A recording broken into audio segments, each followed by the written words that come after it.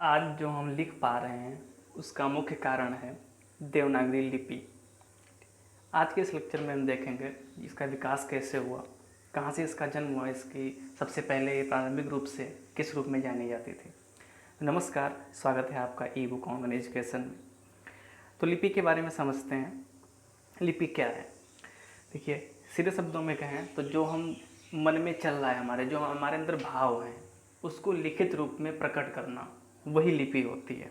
ठीक है, वो यहाँ पे लिखी हुई है कि भाषा के, कोई भी भाषा हो, चाहे वो हिंदी हो, उर्दू हो, तेलुगु हो, तमिल हो, कन्नड़ हो, कोई भी हो, भाषा की सभी ध्वनियाँ के निर्धारित प्रतीक चिन्हों का सामूहिक रूप ही लिपि है। जैसे मान लो हम लिखना ब सा, इनका एक समूह बन जाता है, तो वो समूह ही आपकी क्या कहलाती है? लिपि कहलाती है।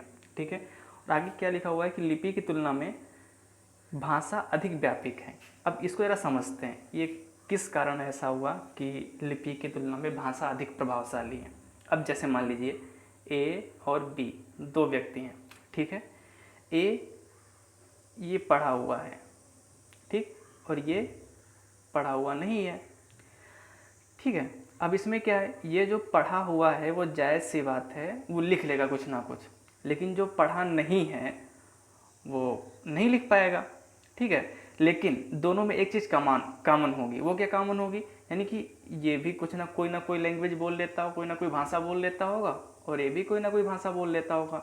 यानी कि दोनों में, यानी कि जो एक पढ़ा है एक नहीं पढ़ा है, दोनों में कामन क्या निकला? भाषा। अब यहीं पे समझिए, भाषा चाहे वो पढ़ा हो या ना पढ़ा हो सभी बोल लेंगे, लेकिन लिपि जो है वही लिख पाएगा जो केवल पढ़ा होगा। ठीक है, यानी कि लिपि, यानी कि लिखने के लिए पढ़ना बहुत ज़रूरी है। ठीक है, और जो भाषा है उसको तो कोई भी बोल सकता है। आदिवासी भी अपनी भाषा बोलते हैं, लेकिन वो लिख नहीं पाते हैं। इसीलिए जो है लिपि की तुलना में भाषा बहुत अधिक व्यापक है। ठीक है, आगे देखिए।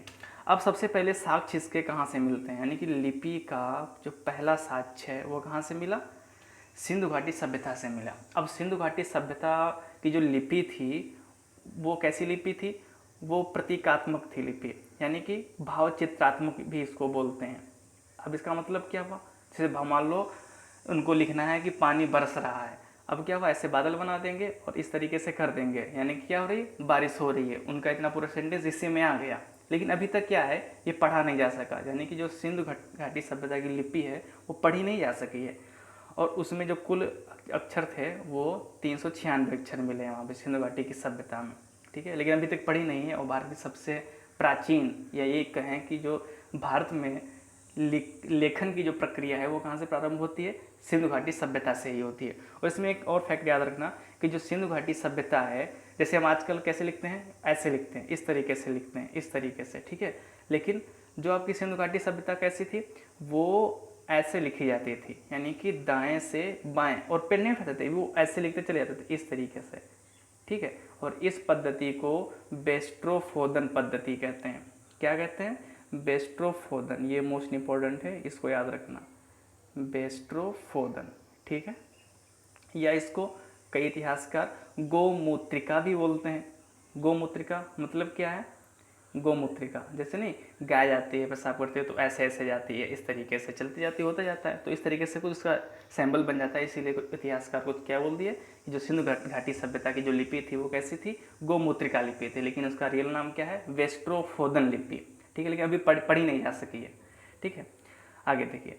अब इसका विकास देखते हैं, जो हमारा मेन टॉपिक था कि देवनागरी लिपि का विकास कैसे हुआ। ठीक है, जैसे भारत में जो बहुत सारी लिपियां हैं, जैसे देवनागरी लिपि में जैसे गुजराती, मराठी, हिंदी, मुख्य रूप से ये देवनागरी लिपि में लिखी जाती है। अब इसकी पहचान क्या होती है? जिस लेखन के ऊपर ये डंडा खींचा जाए, ठीक है, और वो लिपि कौन सी होगी? देवनागरी लिपि होगी हमेशा। यानी कि जिस लिपि के ऊपर डंडा खींच दिया जाए वो लिपि हमारी देवनागरी लिपि हो गई। मूल रूप से ब्राह्मी लिपि है, वो भारत के अधिकांश लिपियों की जननी मानी जाती है। क्यों?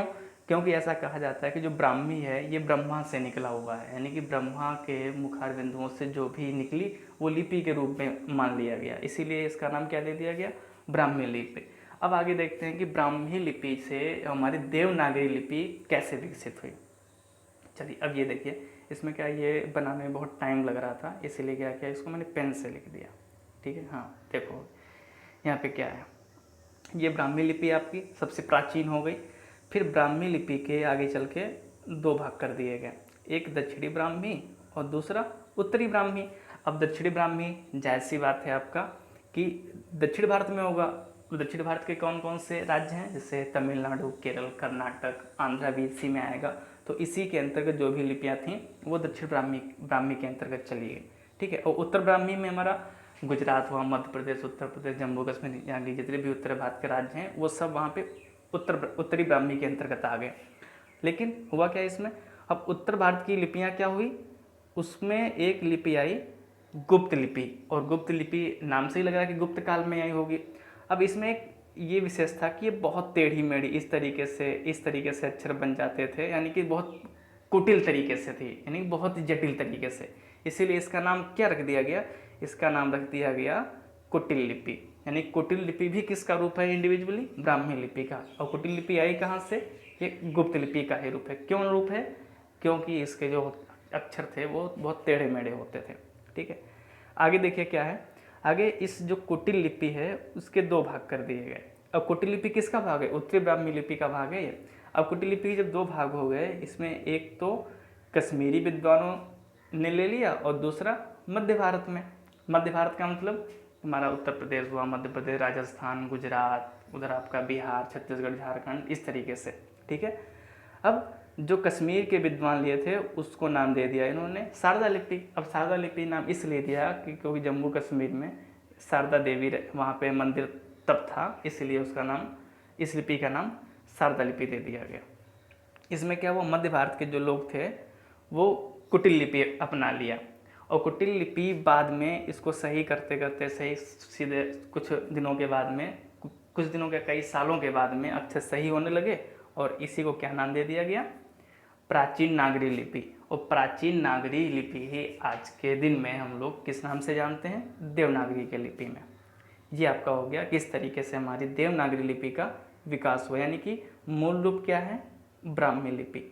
ब्राह्मी लिपि से दो हुए, दक्षिणी ब्राह्मी, उत्तरी ब्राह्मी। उत्तरी ब्राह्मी का भाग कौन सा हुआ, गुप्त लिपि। और गुप्त लिपि किसका रूप है, गुप्त लिपि का जो रूप है वो कुटिल लिपि है। और कुटिल लिपि के दो भाग हो गए, नंबर एक कश्मीर के विद्वान जो लोग अपना लिए, और दूसरा मध्य भारत के लोग। और मध्य भारत के लोग के द्वारा जो लिपि अपनाई गई थी वही क्या कहलाई, देवनागरी लिपि कहलाई। ठीक, अब ये देखिए किस किस तरीके से आपका चलता आया है। सबसे पहले देखो, जो सबसे ऊपर जो है 300 BC में ये कुछ इस तरीके से अक्षर बनते थे, यानी कुटिल लिपि है ये।